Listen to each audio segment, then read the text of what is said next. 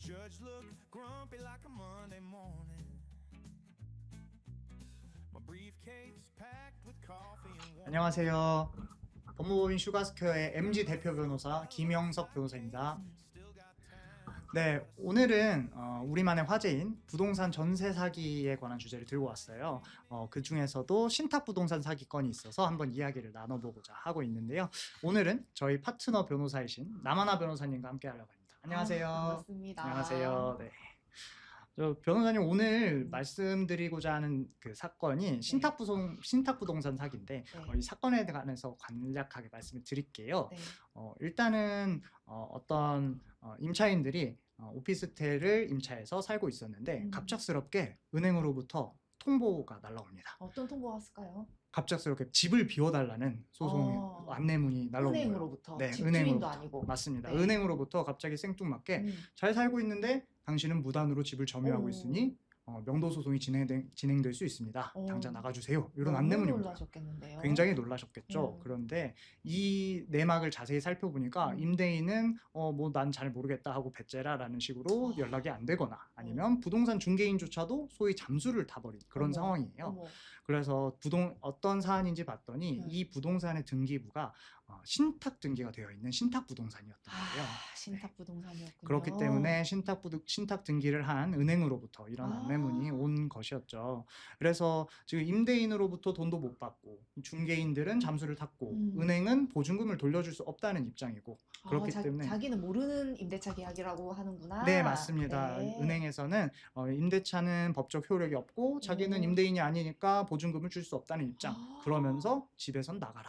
그러면은 아까 서두에 말씀하신 것처럼 여기가 오피스텔이면 한 호수만 문제가 되진 않았을 것 같은데. 그렇습니다. 이 오피스텔 중에 상당수가 지금 신탁 등기로 등기가 되어 있었고요. 그래서 해당 오피스텔에서만 여러 건의 이런 사기 피해가 발생하게 되었습니다. 그래서 이 오피스텔의 임차인들은 보증금도 못 받고 하루아침에 쫓겨날 상황에 처하게 된 사안이었습니다. 근데 오피스텔의 특성상 연령대가 그렇게 높지는 않을 것 같거든요. 맞아요, 임차인들께서. 맞아요. 이 사건의 경우에도 이제 대학가인 서대문구의 사건이었는데 대학가였기 때문에 이제 젊은 사람들이나 사회초년생들이 많이 거주하는 곳이었어요. 그래서 더욱 저도 심적으로 눈물이 공감이 가는 납니다. 네, 그렇습니다. 그런 상황이에요. 네.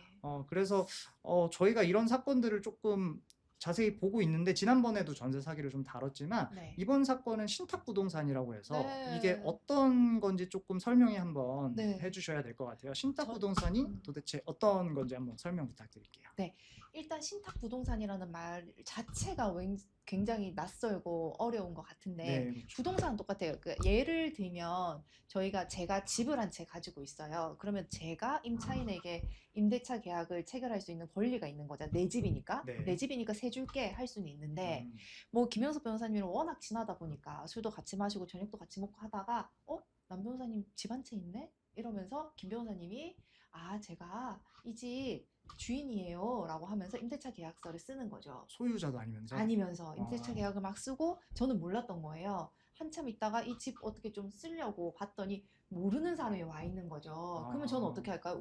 내 집인데 왜 와 있어요? 이러면서 당장 나가세요 하는데 못 나간다 하면은 명도 소송하고 당신이 지금 무단 점유하고 있습니다. 경고도 하고 할 거 아닙니까? 지금 이 사안이 딱 그런데 신탁 부동산이라는 거는 보통은 저희가 부동산 개발을 할 때 부동산을 뭐 토지든 아니면 이렇게 나대지를 가지고 거기에 건물을 지어서 개발을 하던 할 때 토지 개발 신탁 말씀하시는 네, 거예요? 맞습니다. 그래서 관리형이든 뭐 개발이던 이런 여러 가지 종류의 신탁을 많이 하는데요. 신탁을 하는 이유가 그 재산을 잘 보존을 해서 거기서 나오는 수익이 없어지지 않도록 그래서 이 재산권이 그 가치를 잘 유지할 수 있도록 관리를 하기 위해서 신탁을 많이 합니다. 근데 저희 같은 경우는 좀 돌아오긴 했는데 담보 신탁을 아마 했을 거예요. 그 맞습니다. 오피스텔을 가지고 있는 그 건물의 건물주가 이제 금전이 필요할 때 보통은 여러분들이 근저당권이라는 말씀 많이 맞아요. 들어보셨을 많이 거예요. 들어봤죠. 그래서 돈을 빌려주고 나 이거 담보를 받을래 하면 근저당권 설정을 많이 한단 말입니다. 그러면 등기부에 이 사람 뭐 7억 4천만큼 돈을 빌렸구나라고 알 수 있어요. 근데 신탁은 뭐냐면 나 너한테 돈을 빌려주는데 그 담보로 너의 집을 줘라고 얘기를 하는 겁니다. 어. 그러니까 담보로 부동산을 줘버리는 거죠. 아, 그렇군요. 그러면 근저당권은 내 거는 아니지만 나중에 이 부동산을 뭐 경매를 하던 뭘 하던 해서 내가 그 권리를 가져올 수 있는 그 환가 처분해서 내 뭐 채권을 확보할 수 있는 돈을 빌려준 사람이. 그렇죠. 돈을 빌려준 사람이 채권만 가지고 있는 건데 아, 네. 이 담보로 신탁을 해버리면 이 부동산의 소유권 자체가 돈을 빌려준 사람한테 넘어가 버리는 거죠. 빌려준 사람이 집을 갖게 되는 거거든요. 갖게 되는 거죠. 근데 그게 정말 웃긴 게 모든 사람한테 다 그런 효력이 발생을 해요. 왜냐하면 등기부에 신탁이라는 두 글자가 쓰여지거든요. 아, 그러면 대외적으로도 모든 사람에게도 다 돈 빌려준 사람 거다라는 도장이 찍히는 그렇게 거군요. 되는 거죠. 아, 그러면 그렇군요. 그 모르고 있다가 어느 날 이 사람이 돈을 너무 안 갚아서 그러면 이 부동산이라도 경매에 넘겨버려야겠다. 이 부동산이라도 팔아서 내가 이 돈을 변제 받아야겠다라고 봤더니 사람들이 막 살고 있는 거죠. 임대차 계약에 동의도 하지 않았고 더더군다나 내가 한 임대차 계약도 아닌데 내 집에 남이 살고 있는 것과 같은 상황이 되는 거죠. 아, 그렇네요. 네, 그래서 담보신탁이라는 것은 부동산 담보신탁뿐만이 아니라 신탁이라는 것은 그 부동산의 소유권 자체가 그 신탁이라는 등기를 한 그 권리 주체에게 넘어간다는 거 아, 그게 권리 주체. 다를 것 같습니다. 네, 아, 저희는 수탁자라고 알고 있는데 수탁자가 소유권을 취득하는 것이죠. 그렇죠, 아, 그렇군요. 맞습니다. 그런데 음. 제가 그럼 궁금한 점이 하나 생겼는데 근저당권을 설정하면 되지 왜 신탁을 하는 걸까요? 집주인들은. 이게 좀 다르기는 한데요. 근저당권 같은 경우 보통은 소액인 경우가 많고 네. 그다음에 그 주택 하나 이런 경우에는 그렇게 그 근저당권 설정하는 게 보통이고요. 네. 이렇게 아마 오피스텔이 여러 호실이다. 그러면 이게 대출 금액도 뭐 1, 2억은 아닐 겁니다. 수십억이 되고 금액이 더 수백억이 크군요. 되면 근저당권으로 담보되지 못하는 그 위험성이 있는 거죠. 소유권 자체가 근저당권이 있는 상태에서 소유권은 넘어갈 수가 있거든요. 아, 그렇군요. 그래서 우리 보통 그 부동산을 살 때 네. 뭐 10억짜리 부동산이다라고 하면 거기 보니 근저당권이 7억 잡혀 있네요. 네, 라고 하면서 확인할 수 있죠. 네, 그러면 이 근저당권 내가 그 안을 테니까 3억만 드릴게요. 그러면 차익으로 구매를 많이 하죠. 하죠. 네. 그렇게 소유권이 바뀌면서 그분들의 자력에 따라 이게 변제받을 수 있는 그 가능성이 높아지거나 낮아지는 변동의 일이 생기는데 네, 맞습니다. 아예 내가 가지고 있으면 그런 위험은 없어지는 거죠. 아, 그렇군요. 네. 그러면 지금 신탁 부동산 같은 경우에는 조금 더 돈을 더 많이 빌리려는 의도나 그렇죠. 아니면은 뭐 여러 호실을 한꺼번에 신탁. 신탁을 하는 경우에는 그런 그 돈을 빌리려는 경우에는 담보 신탁 제도를 많이 활용하는 경우가 많이 그럴 있겠네요. 것 같습니다. 아, 그렇군요. 네. 알겠습니다. 그러면 사실 임차인 입장에서는 이런 신탁 부동산을 임차를 하는 것이 조금 부담스러울 수는 있겠네요. 매우 부담스럽죠. 왜냐하면 예를 들어서 저희가 임대차 계약을 체결을 하는데 그 신탁이라고 적어놓은 그 큰 회사가 임대인이 바로 된다. 네. 그러면 그분에게 돈을 주고 그분으로부터 돈을 받고 그 보증금을 반환받는 거에 대해서 위험성 많이 줄어들겠죠. 네. 이것 말고도 자산이 많을 거니까 신탁을 할 수 있는 그 정도의 금액을 대출해 줄 수 있는 그 금융기관이라는 뜻이 수탁자한테 되니까요. 바로 받으려면. 네. 그런데 우리가 이 팟캐스트를 하게 된 이 사건처럼 네. 다수 당사자가 생겨버리니까 네. 어떤 곳에서 위험성이 발생할지 모르는 거죠. 내가 그렇구나. 집주인이 아닌 사람과 임대차 계약을 체결한 꼴이 돼버릴 수도 있는 거니까 그거 되게 매우 위험하죠. 되게 위험해 보이네요. 집주인이 그렇죠. 아닌 사람과 임대차 계약을 체결한다. 그렇죠. 굉장히 위험해 보입니다. 근데 우리가 그냥 보기에는 등기부 등본 떼봤더니 우리 임대인 이름이 있어요. 소유자로. 네. 그리고 그 밑에 신탁이라고 되어 있으니까 네. 소유자로는 마치 이 임대인이 맞는 집주인이 것 같고. 맞는 것 같고 하는 네네. 헷갈림이 생길 수 있는 거죠. 말씀해주신 대로 이번 사안에서도 음. 그 신탁 부동산이라는 표시가 신탁 등기가 등기부 등본에 표기가 되어 있었어요. 네. 그런데 임대인하고 중개인들이 통상적으로 많이들 하는 거예요. 이 신탁 등기라고 되어 있지만 이건 아무런 문제가 없어요. 다들 남들도 다 그렇게 하고 이 오피스텔에 있는 사람들 다 이렇게 거래했어요. 괜찮아요.라고 하면서 장담을 했기 때문에 계약을 체결한 경우가 많았는데요. 이런 경우에는 전문가라는 뭐 중개인 분의 말을 믿고 사기에는 조금 위험할 수 있겠다는 생각이 들었어요. 근데 사실은 우리가 그 신탁 제도에 대해서 알고 있고 법적으로 이 부동산이 수탁자의 소유로 아예 완전히 넘어간다는 그 제일 중요한 사실을 알고 있으니까 그 거기에 뭐 그 수탁자의 업무 담당자라거나 그 수탁자의 직인이 찍힌 무언가 그 공증된 서류가 없이 진행되어도 그래도 여기 다 공인중개사고 뭐 다 집주인 등기에 이름 있으니까 되겠거니 할 수도 있어요. 네. 근데 저희 같은 경우 저희가 이제 생각을 하기에는 그런 경우에는 제가 말이 좀 꼬인 것 같긴 한데요. 네. 괜찮아요. 쭉 말씀해 주세요. 우리는 이런 위험성을 알고 있으니까 위험하다라고 생각을 하지만 네네. 우리가 그냥 일반인이라면 네. 전문가의 말을 그대로 믿을 것 같아요. 잘 모르시는 분들은 왜냐면 저희가 아는 거면 꼬치꼬치 캐묻는단 맞아요, 말이에요. 맞아요. 이거 집주인은 은행 아니에요? 라고라도 물어봤으면 네. 집주인은 은행이 맞는데 이러이러한 것들이 있고 뭐 그러면은 그 은행에서 진짜 뭐 이렇게 해준 거 맞아요? 뭐 이렇게 꼬치꼬치 물을 수가 있는데 일단 신탁이라는 두 맞아요. 글자를 듣는 순간 맞아요. 내가 모르는 영역이거든요. 맞아요. 신탁이라는 단어가 되게 생소하기도 하고 그리고 또 제가 알기로는 신탁 원부라는 게 있다고 들었어요. 네. 그래서 신탁 계약을 체결해서 신탁 원부라는 걸 같이 등기부에 등록하도록 되어 있는 걸로 알고 있는데 그 또 신탁 원부가 엄청나게 길더라고요. 맞아요. 신탁 자체가 워낙 복잡한 법률 관계를 그 대상으로 하고 있고 그렇지 않고 양자 간의 담보 신탁이라 하더라도 이제 금액이 크니까 거기를 규율하기 위한 여러 가지 권리 의무를 세세하게 적어 놓는 경우가 많아서 네. 기본적으로 수십 장이 나오죠. 신탁 원부는. 수십 장의 문서를 특히 수십 장의 계약 문서를 일반인들이 등기부에서 본다고 하더라도 이 의미를 파악하기가 사실상 불가능하지 않나라는 생각이 듭니다. 그럼요. 그렇기 때문에 좀 더 중개인이나 전문가들의 말에 기댈 수밖에 없는 상황인 것 같은데 네. 이거 근데 저는 그런 네. 생각도 듭니다. 저희가 신탁 원부라는 존재를 안다고 해서 이거를 우리 지금 영상을 시청하시는 분들이 쉽게 볼 수 있을 것인가? 신탁 네. 원부요? 네. 사실은 2024년까지는 음. 신탁 원부를 보기 위해서는 등기부에 직접 찾아가서 실물로 등기소에 찾아가서 실물로 발급을 받았어야 됐어요. 그런데 이제 2025년부터는 다행히 온라인 대법원에서 운영하고 있는 인터넷 등기소 사이트가 있거든요. 네. 그 사이트에서 발급받을 수 있게 되었습니다. 이 신탁 원부를 발급받을 수 있는 것만 하더라도 적어도 내가 어느 정도 공부를 했다면 그 내용이 뭔지 구체적으로 볼 수는 있으니까 전보다는 훨씬 좋아졌다는 점을 말씀드릴 수 있을 것 같아요.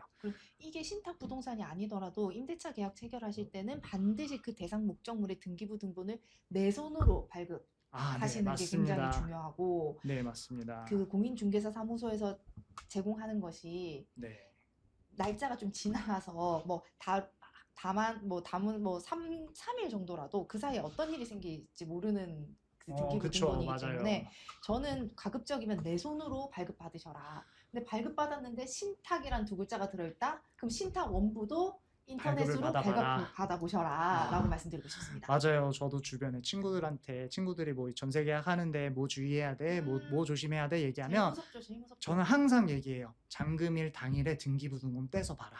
그거 인터넷에서 발급 열람하면 700원밖에 안 해. 인터넷 들어가서 주소 쳐보고 다운받아 보면 엄청 쉽게 볼 수 있으니까 등기부 등본 잔금일 당일도 꼭 확인하고 그리고 저는 근저당권이나 아니면 어떤 담보권이 설정되어 있는지 임차권 등기나 이런 것들이 설정되어 있는지를 꼭 확인하라고 말씀을 드리는데 오늘 사안을 보니까 신탁 등기라는 것도 꼭 확인을 해야겠네요. 하면 좋죠. 하면 좋습니다. 근데 이거는 하면 좋다는 거고 신탁이란 두 글자가 들어가 있다는 것만으로도 이제 주의할 점들이 나오게 되는 거죠. 계약하는 사람이 집주인이 아닐 수 있네? 라는 의심 하나 가지시고 그 다음에 그러면은 내가 그 계약하는 사람이랑 다른데 집주인으로부터 이 계약이 유효하다는 뭔가를 확보해야겠네? 라는 이 두 가지 생각만 해주셔도 원부까지 가지 않더라도 어느 정도는 위험성을 좀 맞아요, 대비하고 있을 수 맞아요. 있지 않을까. 일단은 첫 번째로 신탁 부동산이면 정신을 바짝 차리고 바짝 차리고. 계약에 맞습니다. 임하셔야겠고요. 그리고 또 방금 말씀하신 게 이번 사안에도 한번 나오긴 했어요. 어? 임차권 설정 동의서를 발급을 받아서 보여주기는 했습니다. 아, 그래서 은행에서 그 작성해 주면 동의서라는 거는 누가 작성한 거예요? 임대인이 그 은행으로부터 네. 이것 봐라, 나 신탁 부동산이긴 하지만 은행으로부터 돈 빌려준 사람으로부터 임대차 해도 된다는 동의서 받았다. 이 동의서가 정도까지 있으니 있었습니까? 네, 있었습니다. 그래서 그런 동의서가 있으면 사실상 정말 해도 되겠구나라는 생각이 드는데요. 이 사건이 충격적인 게 네. 그 동의서가 위조된 것이었다는 주장을 하고 있습니다. 위조됐다는 걸 주장하고 있다는 건 누가 주장하고 은행 있나요? 입장에서 주장하고 있어요. 은행 입장에서 동의문정 해준 적이 없다는 네, 거예요? 그렇습니다. 은행 입장에서 그 동의서는 위조된 거예요. 조작된 거예요. 나는 그런 동의서를 쓴 적 없으니 이 임대차 계약은 여전히 무효예요. 라고 주장을 하고 있는 상황이에요. 이렇게 되면 저희는 한 가지를 더 생각해보지 않을 수가 없는데 네. 그런 서류적인 것으로 이 임대차 계약이 유효할 수 있다는 그런 그 조치, 확답, 네. 그다음에 자료를 확보하셨다 하더라도 네. 이 자료의 유효성 내지는 진실성을 한 번 더 확인해 봐야겠네요. 그러면 이제 네. 동의서를 받아도 그게 진짠지 아닌지 한번 그럼요. 확인해보고 정말 그럼요. 골치 아프겠어요. 보통은 그 정도 담보 신탁을 할 수 있는 정도의 수탁자라면, 네. 돈을 빌려주는 금융기관이라면 영업사무소라던가 지점들이 많을 거기 때문에 네. 그냥 찾아가셔서 이거 어느 부서에 물어보면 되냐라고 하면 ARS 번호라도 알려주실 것 같습니다. 그러면 전화해서 물어봐야 될 것 같아요. 그러면 적어도 전화로 은행 또는 그 동의서를 작성한 곳에다가 확인을 하는 정도는 저희가 해볼 수 있겠네요. 그럼요. 그거는 누구든지 해볼 수 있을 것 같고, 직인도 한번 확인해 보시고, 이게 뭔가 회사기 때문에 뭐 네모나다거나 누가 봐도 이거는 좀 직인으로 보인다 하는 날인이 되어 있을 것인데, 생뚱맞게 뭐 동그란 도장 하나 찍혀 있다 소위 이러면 좀 막도장이라고 하죠. 네, 그러면 좀 의심을 해봐야 될 것 같습니다. 맞습니다. 이게 그 막도장이라고 하는데 누구의 이름만, 이름을 쓴다거나 네, 아니면 이름만 간단하게. 간단하게 쓴 정말 막판 도장, 그럼요, 그런 그럼요. 도장은 그냥 여기 도장집 가면은 금방 만들거든요. 제 이름이 남하나인 거를 도장집 아저씨는 확인하지 않아요. 그렇죠. 제가 김영석입니다 하면 김영석 도장 만들어 주세요. 그렇죠. 저한테. 그러면 김영석의 동의서를 작성하실 수 있는 제가 거잖아요. 할 수 있는 거죠. 그렇죠. 이거 맘만 먹으면은 누구 하나 속이는 건 너무 쉽겠는데. 그러니까 확인을 꼭 사실인지를 해야 확인하셔야 된다. 된다는 거죠. 그렇습니다. 너무 중요한 말씀 해주셨어요. 이게 음. 사실은 서류까지 온 상황에서 그 서류에 믿을 수밖에 없는데, 그래도 신탁 부동산이라는 저희가 조금 의심의 스위치를 켜기로 했으니까 전화로 한 번 더 확인하는 걸로. 그럼요. 그리고 저는 개인적으로 전화를 하실 땐 꼭 녹취를 하시는 거를 부탁드리고 맞습니다. 있습니다. 네. 네, 그러면 일단 저희가 이런 사례들을 좀 알아봤는데요. 신탁 네. 부동산 사기에 대해서 좀 알아봤는데, 네. 좀 말씀 잘 해주셨지만 저희가 한번 예방할 수 있는 방안을 네. 좀 정리를 해보면 좋을 것 같아요. 네. 우선은 말씀해주신 거 좀 정리해보면, 신탁 부동산인지 확인할 수 있는 방법 중에 하나가 등기부 등본 확인, 네, 제 1번이고요. 네. 만약에 등기부 등본을 확인했는데 신탁이라는 글자가 찍혀 있다. 그러면 일단 따져 물어야 되는 거예요. 그럼요. 일단 임대인한테 이거 뭐냐, 이거는 어떻게 된 거냐 이렇게 하고, 신탁 원부를 떼보실 수 있으면 그 원부를 떼보셔서 한번 확인해 보시는 것도 좋고요. 맞습니다. 그리고 가능하다면 임대차 동의서까지 확인해 보시는 게 좋습니다. 너무 좋습니다. 네. 그리고 이런 경우에는 보통 임대차 계약을 그냥 회사랑 계약을 체결하는 경우도 있을 거예요. 동의서가 없다면. 회사랑 직접이요? 동의서가 없다면. 동의서가 없다면. 네. 그런 그런 경우도 있으니까 다양한 나는 아니던데요 하지 마시고 항상 회사에 확인을 해보시는 것. 네, 좋습니다. 수탁자에게 확인해 보시는 서류만 믿기에는 신탁 부동산이라는 리스크는 좀 크다. 네. 알겠습니다. 네. 다음으로는 저희가 얘기를 많이 했고요. 신탁 부동산, 저 개인적으로 좀 궁금한 건데, 신탁 부동산, 저도 최근에 전셋집을 구했거든요. 이제 전셋집을 구했는데 이제 돌아다니다 보니까 신탁 부동산 물건이 있었어요. 실제로 보셨나요? 네, 있었고, 물론 저는 하지는 않았는데 제가 알아보니까 신탁 부동산은 전세 보증 보험이 안 되는 경우가 많더라고요. 저는 안 해주십니까? 네, 안 해주는 경우가 많더라고요. 제가 개인적으로 주변인들한테 뭐 전세 사기 요즘 걱정돼서 어떻게 네. 대항해야 돼 얘기를 많이 들었는데 음. 저는 사실 전세 보증 보험이 가입이 되면 늦게라도 그 돈을 반환 받을 수 있는 가능성이 훨씬 높아지니까 높아지죠. 네. 그렇기 때문에 무조건 전세 보증 보험 가입을 추천드리고 있는데요. 근데 신탁 부동산은 그게 안 되는 경우가 많습니다. 제 생각에는 네. 이게 신탁 부동산인 경우에 소유권이 아예 수탁자로 넘어가게 되지 않습니까? 네, 맞습니다. 그래서 그 부동산의 가치를 유지하는 것에 더해서 네. 그 수탁자라는 금융기관이 전세 보증금에 반환 의무라는 새로운 의무까지 가지게 되는 거니까 아, 그렇군요. 보통은 안 해주지 않을까 하는 그럴 것 생각이 같아요. 지금 드네요. 네, 맞습니다. 음. 저도 알아보니까 그 전세 보증 보험이 어떻게 보면은 세입자를 위한 가장 확실한 구제 수단인데 그럼요. 그런 구제 수단이 불가능한 아. 신탁 부동산이니까 아. 더 주의하고 더 조심하셔야 그래야 될 될 것 같습니다. 같습니다.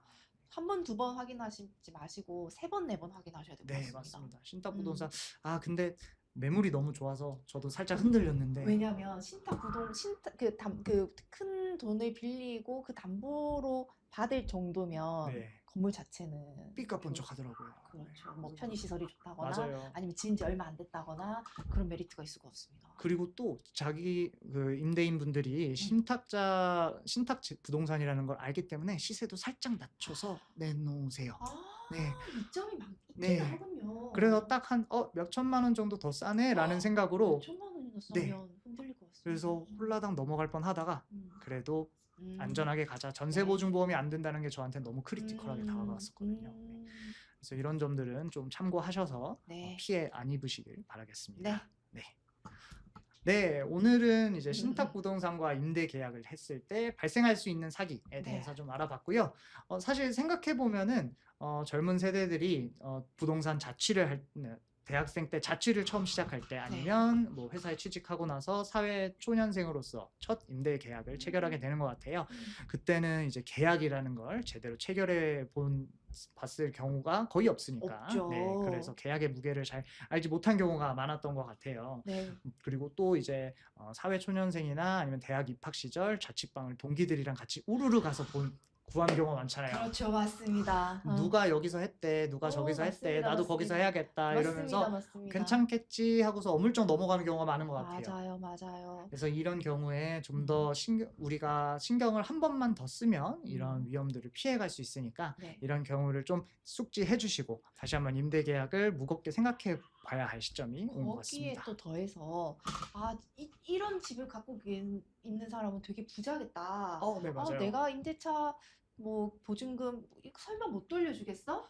맞아요. 그게 되게 큰 것 같아요. 그 말 되게 많이 해요. 부동산 중개인들이 임대인분 부자예요. 뭐 집이 몇 채예요. 이런 얘기 하시는데 맞습니다. 근데 꼭 그럴 때 문제가 터지더라고요. 그렇죠. 문제도 네. 터지고 요즘에 또 한동안 갭 투자가 완전히 강풍이었기 때문에 맞아요. 거의 이제 자금 없이도 부동산을 여러 채 소유하게 되는 분들이 많아지셨어요. 집이 많은데 돈은 없는. 그래서 그런 분들이 빚내서 집을 계시군요. 샀다거나 아니면 대출을 다 끼고 그냥 명의전을 받았다거나 이런 분들도 많기 때문에 집을 가지고 있는 사람 부자라서 보증금 반환의 문제는 없겠거니 하는 것도 그러면 안 되겠네요. 위험한 생각인 것 같습니다. 집이 많더라도 돈은 없어서 나한테 보증금을 못 줄 수도 있다는 상황을 우리가 염두에 두고 계약을 체결해야겠네요. 제가 그 상담을 해드리는 것들 중에 제일 마음 아픈 상황이 제가 뭘 해드릴 수 없는 상황이 후속 임차인이라도 구해서 들여서 보증금을 받아야 되는 맞아요. 그럴 경우가 지금 점점 많아지고 있거든요. 맞아요. 그러니까 너무 이제 우리가 갖고 있는 여러 그 재산들이 있겠지만 그 중에 전세 보증금은 금액이 좀 크지 않습니까? 매우 크죠. 매우 그래서 크죠. 이것을 나중에 돌려받을 수 있는 거는 최소 2년입니다. 전세 계약 우리가 최소 2년을 하기 때문에 2년 이후 또는 4년 이후, 6년 이후에 내가 이걸 온전히 돌려받을 수 있는가 이게 제일 중요한 거거든요. 맞아요. 그래서 더 꼼꼼히 확인을 해보셔야 맞습니다. 됩니다. 사회초년생들은 특히 모아놓은 전재산이나 아니면 재산 거의 없이 대부분을 대출로 하는 경우가 많이 있어요. 그래서 이런 경우에 좀 더 피해가 클 것 같은데 우리가 이런 사례들을 좀 더 알아보고 대응할 수 있는 방법을 고려해보면 좋을 것 같습니다. 계약서 꼼꼼히 보시고 알겠습니다. 모르는 단어가 나오면 쫄지 말고 더 확인해보시고 맞습니다. 한 번 더 의심하고 한 번 더 확인할 것. 네. 오늘 좋은 말씀 잘 들었습니다. 네, 오늘 남하나 변호사님 덕분에 음. 우리 또 인생을 방어할 수 있는 꿀팁을 얻어가는 것 같습니다. 저희는 그러면 다음에 또 더 유익한 내용으로 돌아오겠습니다. 감사합니다. Still got time, gotta save face.